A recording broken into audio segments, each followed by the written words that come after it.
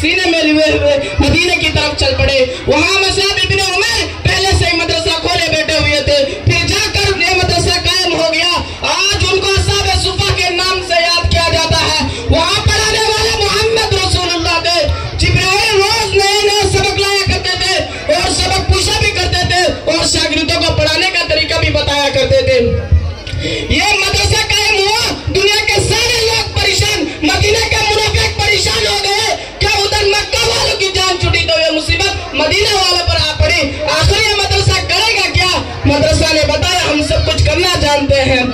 لوگ مذاق اڑانے لگے، ابو ہریرہ کو دیکھو، اس انس کو دیکھو، اس بلال کو دیکھو، خباب کو دیکھو، ان مدرسہ کے طلبہ کو دیکھو، ان کے پاس کھانے کے لیے روٹی نہیں ہے، پہننے کے لیے کپڑے نہیں ہیں اور باتیں کرتے ہیں یظہروا علی الدین کلہ، کہ ہم دین کو غالب کر دیں گے۔ پہلے اپنے روٹی کا تو بندوبست کرو، سڑکوں پر پڑے رہتے ہو، کوئی روٹی کا ٹکڑا دے تو تم کھا لیتے ہو اور تم کہتے ہو کہ ہم مدینہ میں خلافت کریں گے، ہم مکہ میں خلافت قائم کریں گے، ہم یہ عرب میں حکومت قائم کریں گے۔ مگر دنیا نے دیکھا کہ جب یہی طلبہ تھوڑی دیر کے لیے اپنی کتابیں بند کر کے ہاتھ میں تلوار لے کر، ہاتھ میں فتح کا جھنڈا لے کر، سینے میں قرآن لے کر میدان بدر کی طرف چل پڑتے ہیں تو دنیا کے ایک جنگ کم کا لشکر کو شکست دے کر بھاگنے پر مجبور کر دیتے ہیں۔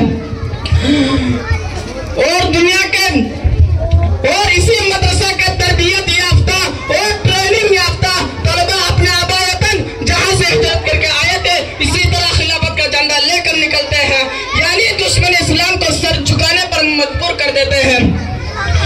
اس لیے میں مدرسہ میں پڑھنے والوں سے کہنا چاہتا ہوں، اے میرے عزیز طالب علم ساتھیوں، یاد کرو تم اس وقت کو جب تمہارے استاد حضرت ابوبکر صدیق نے تمہیں حکم دیا کہ تم روم پر حملہ کرو، تم روم پر حملہ کرنے کے لیے چلے گئے تھے۔ فاروق اعظم نے اپنے دور خلافت میں طالب علم کو حکم دیا کہ تم فارس پر حملہ کرنا، تم فارس پر حملہ کرنے کے لیے چلے گئے تھے۔ پھر حضرت عثمان غنی کا زمانہ آیا، پھر حضرت علی المرتضیٰ کا زمانہ آیا۔ سب سے پہلا مدرسہ مکہ میں دار بنی ارکن میں تھا، پھر وہاں سے مدینہ میں منتقل ہوا، پھر واپس مکہ آیا، پھر حضرت علی نے اس مدرسے کو کوفہ منتقل کر دیا، پھر وہاں سے ہندوستان کے سرزمین دیوبند آیا، پھر وہاں سے اس مدرسہ کی شاخیں پوری دنیا میں پھیل گئی۔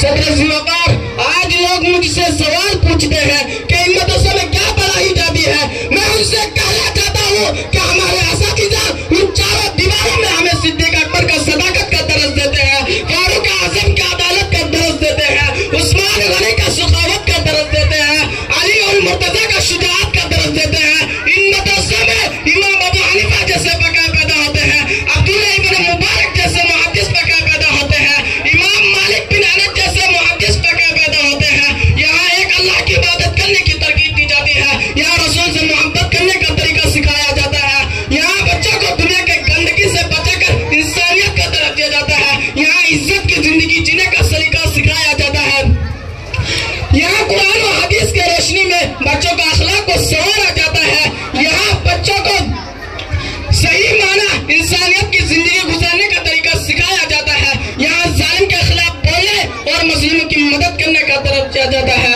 اللہ تعالیٰ سے دعا ہے کہ اللہ تعالیٰ ہمیں اپنے اساتذاؤں کی قدر کرنے کی توفیق عطا فرمائے اور اپنے بچوں کو دین تعلیم سے آراستہ بے راستہ کرنے کی توفیق عطا فرمائے۔